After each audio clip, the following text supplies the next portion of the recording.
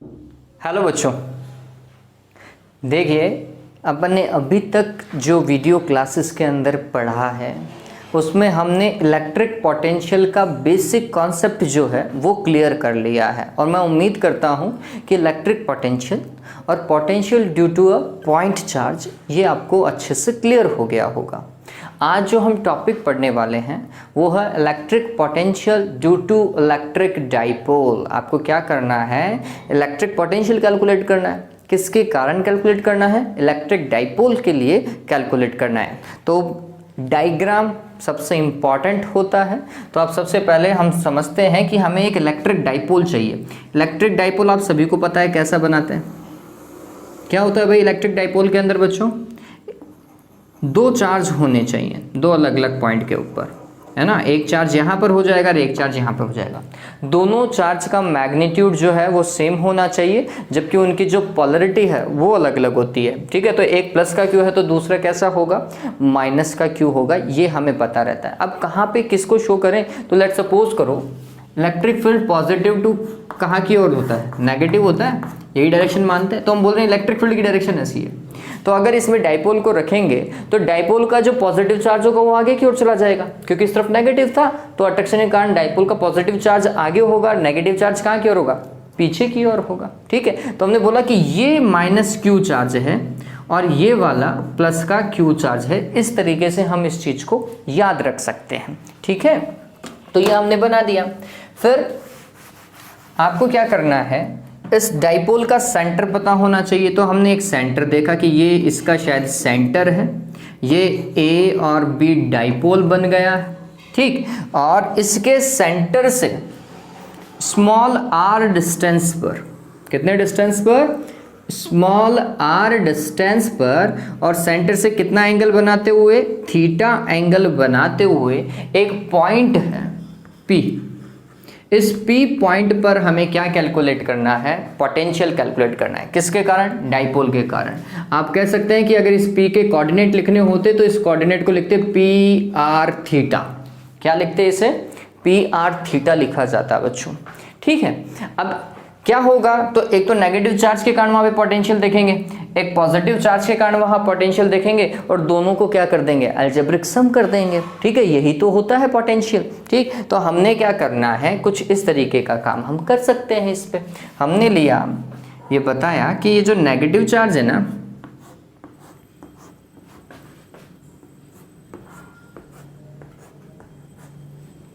ये negative charge R1 distance के ऊपर है, और आपको दिखाई दे रहा होगा कि अगर ये स्मॉल r है, अगर ये स्मॉल r है तो स्मॉल r से ज़्यादा है R1। ठीक, और जो पॉजिटिव चार्ज है उसके लिए अपन ने बोला कि R2 डिस्टेंस के ऊपर है। ठीक है, एक R1 डिस्टेंस के ऊपर और एक R2। तो R2 की वैल्यू R से कम है, जबकि R1 की वैल्यू R से ज़्यादा है, ऐसा हमें पता चल रहा है। ठीक, अब हमें क्या करना है बच्चों? तो मैं यहाँ पर ये पार्ट पूरा का पूरा ब्लैंक छोड़ करके काम करेंगे। रीज़न क्या है कि डेरिवेशन की स्टार्टिंग ही मैं यहाँ से करूँगा, लेकिन आपके समझने के लिए कि आपको कैसा कैसा याद रख सकते हैं उसके लिए मैं डेरिवेशन को यहाँ पे यूज़ कर रहा हूँ, जबकि डेरिवेशन की स्टार्टिंग यहाँ से हो जाएगी, क्योंकि जो डेरिवेशन में हमें बीच में चाहिएगा वो वाला सॉल्यूशन मैं यहाँ पर से सॉल्व कर दूँगा। ठीक है, चलिए, तो हमें काम कैसे करना है वो समझिए। हमने किया सबसे पहले कि P पॉइंट पे potential due to negative charge, तो हमने लिखना है potential at point P due to minus Q charge. Minus Q charge के कारण P पॉइंट पे पोटेंशियल कैलकुलेट करना है। ठीक, वो क्या होगा? तुमने बोला वो V1 है, and V1 is equals to negative charge के कारण पोटेंशियल भी नेगेटिव होगा, that will be KQ divided by distance R1। ठीक है, ये अपन ने यूज कर लिया है। ठीक, इसके बाद में क्या करेंगे? पोटेंशियल कैलकुलेट करेंगे। किसके कारण? पॉजिटिव चार्ज के कारण, तो हमने वो भी लिखना है potential at point P due two plus Q charge, ठीक है, और वो क्या होगा V2 लिख देंगे। उसके लिए क्या, चार्ज तो Q ही है और पॉजिटिव है इसलिए पोटेंशियल भी पॉजिटिव होगा। फिर डिवाइडेड बाय डिस्टेंस, देखो P पॉइंट की इस पॉइंट से डिस्टेंस दैट इज R2, तो यहां पे लिख दिया R2, ठीक है। And this will be equation number first and equation number 2, ठीक। या फिर आप इन्हें इक्वेशन बाद में दे दीजिएगा क्योंकि अभी चीजें बहुत आने बाकी है। R1 और R2 हम कैलकुलेट करेंगे कितना आएगा, ठीक। अब क्या करना है वो देखिए, तो हमने लिखा so resultant potential at point P क्या होगा भाई, वो होगा दोनों का algebraic sum V1 plus V2। V1 की वैल्यू कितनी, माइनस का KQ divided bye R1, V2 की वैल्यू कितनी KQ divided bye R2। Plus वाले को पहले लिख लो और माइनस वाले को बाद में लिख लो, तो क्या हो जाएगा KQ divided bye R2 minus KQ divided bye R1, ऐसा ही लिखा जाएगा। चलिए ये हो चुका हमारे पास में। अब देखो इसको और कैसे लिख सकते हैं, तो KQ को हमने क्या किया बच्चों, कॉमन लिया। KQ को कॉमन ले रहे हैं तो अंदर यहाँ पर क्या बच रहा है ब्रैकेट में 1/R2 माइनस 1/R1, ठीक है। एलसीएम आप ले सकते हो, तो पोटेंशियल विल बी KQ। अब देखिए एलसीएम लीजिए तो यहाँ पर क्या हो जाएगा R1 और R2, और ये R1 इधर आ जाएगा,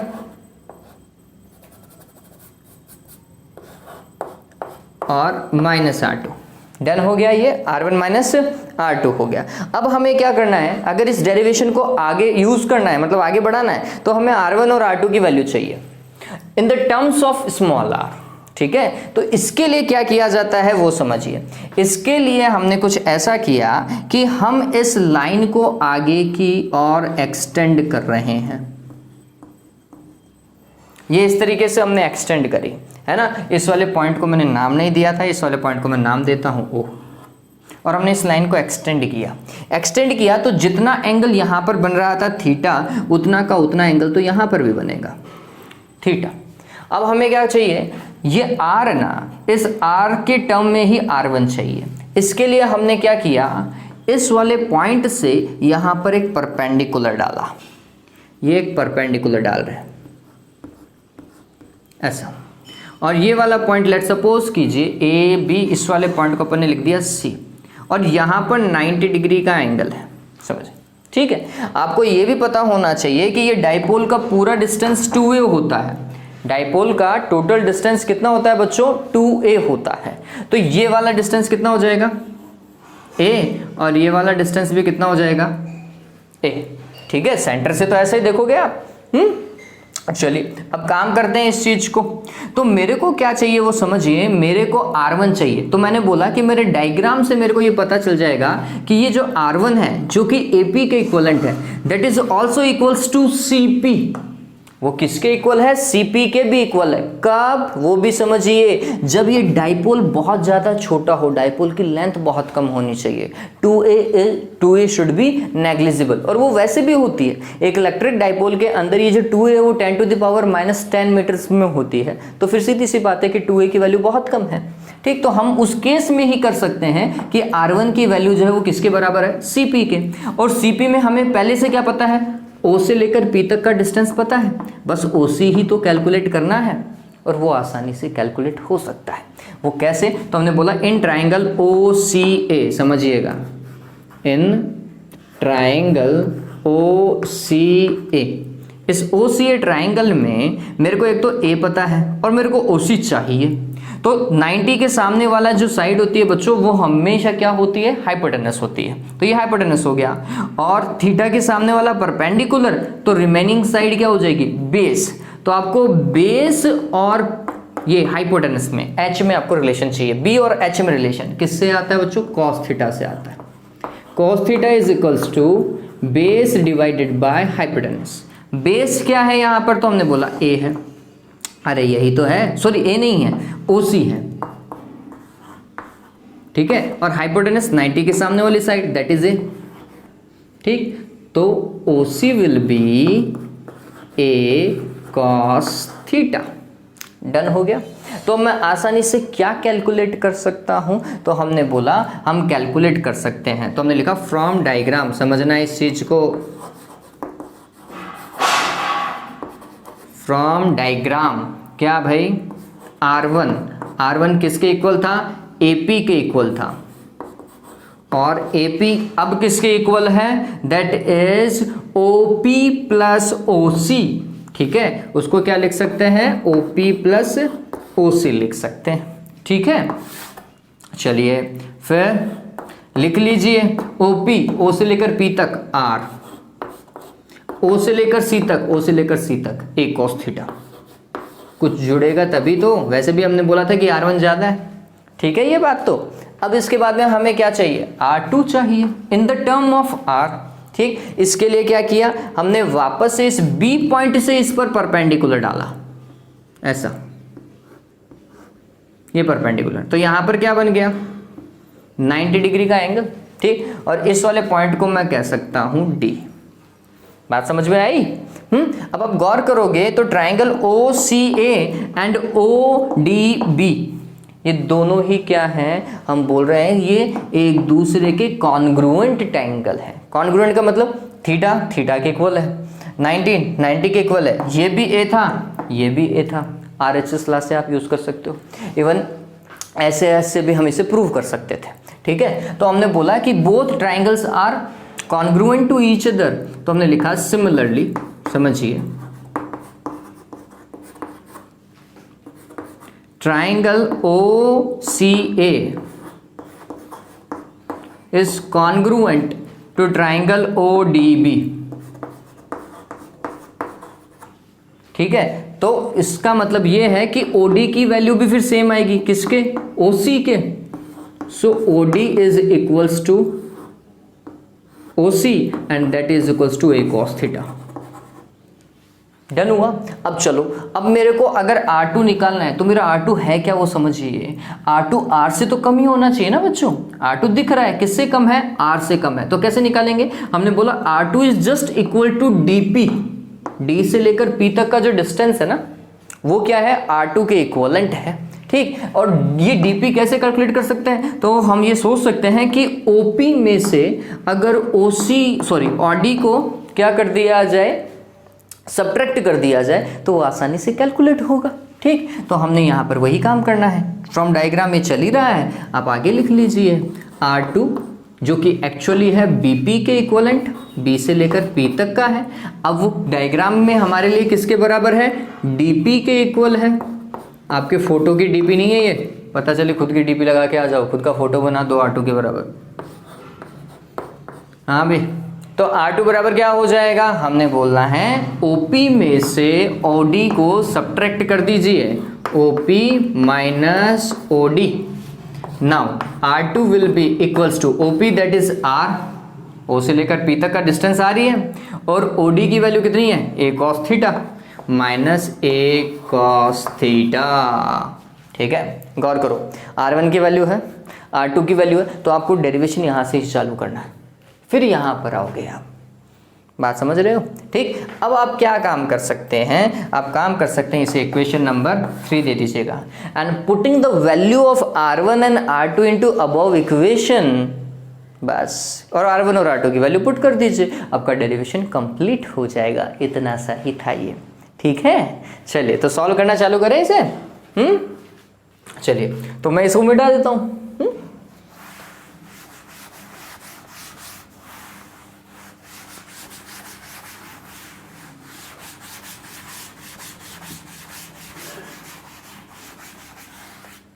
देखिए इस चीज को कैसे करेंगे, हमने क्या लिखना है, putting the value of R1 and R2 into above equation. ठीक है, इस इक्वेशन में R1 और R2 की वैल्यू पुट कर रहे हैं। So V is equals to K और Q तो हमने पहले ही कॉमन ले लिया है। R1 की वैल्यू देखिए, R1 की कितनी है, r plus a cos theta minus R2 minus R2, R2 की वैल्यू कितनी है r minus a cos theta, ठीक है। और फिर इस तरीके से ब्रैकेट आप क्लोज करेंगे, divided by R1 into R2, तो इसको मल्टीप्लाई कीजिए, r plus a cos theta multiply होगा r minus a cos theta के, ठीक है। चलिए अब इस माइनस को अंदर लेकर जाएं, तो v इज इक्वल्स टू हो जाएगा के क्यू, देखिए r plus a cos theta, minus को अंदर लेकर जाएं, माइनस का r और ये हो जाएगा प्लस का ए कॉस थीटा, डन हुआ क्या। डिवाइडेड बाय देखिए, देखो a plus B, a minus B का फॉर्मूला है, a plus B into A minus B क्या होता है a square minus B square, तो यहाँ पर ये होगा a square that is r square minus B square, it means a cos theta और इसका स्क्वायर, डन हुआ। चलिए सॉल्व करो इस चीज को बच्चों, क्या हो जाएगा दैट इज के क्यू, चलिए a कॉस थीटा, नहीं a कॉस थीटा तो नहीं कट रहा, r से r क्या हो रहा है कैंसिल हो रहा है, a cos theta plus a cos theta क्या हो रहा है 2a cos theta,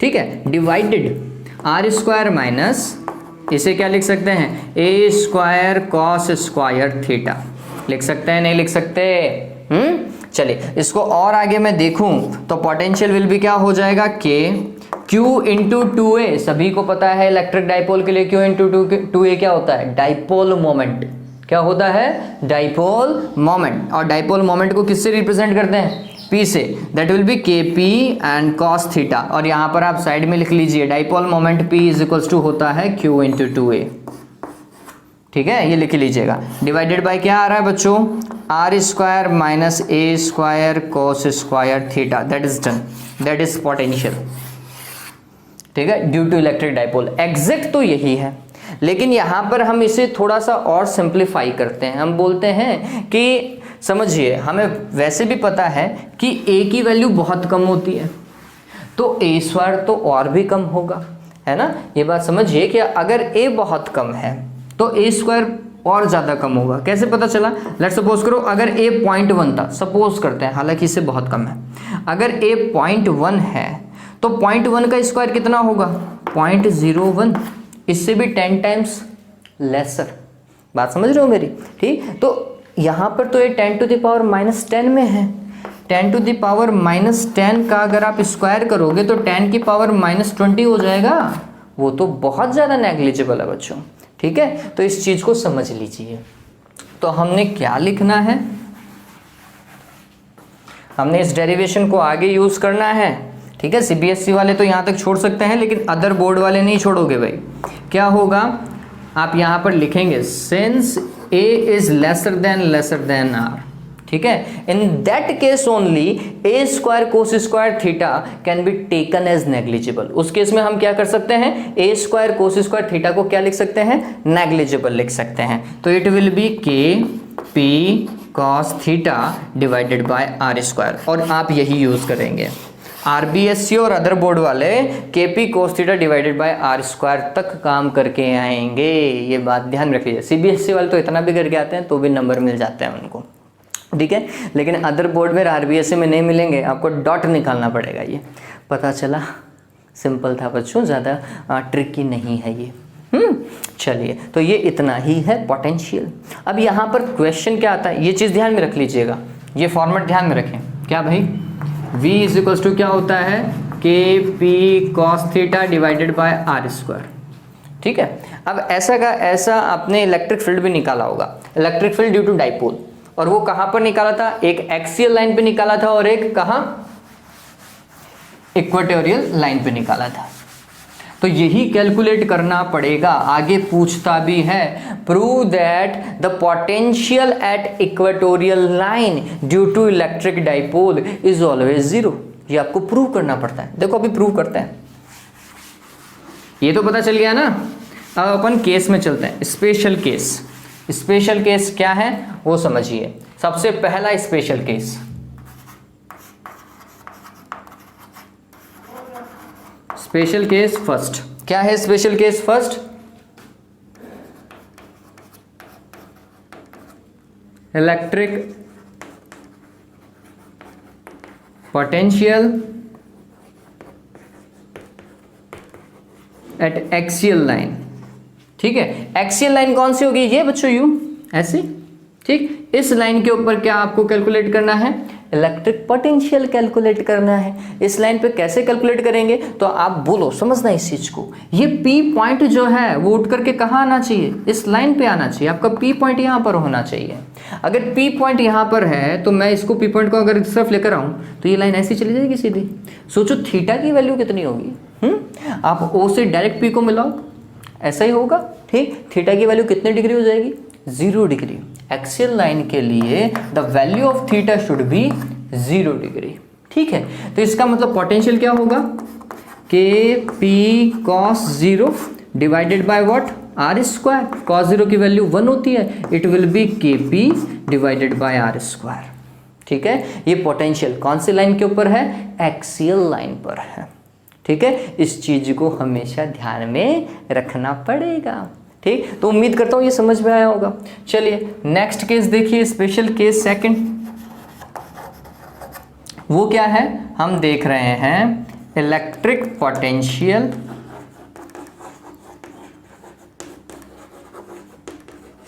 eight equatorial line.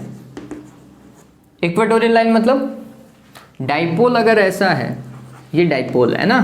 ठीक, अब और ये इसका सेंटर होगा तो पॉइंट P इस लाइन पर होना चाहिए।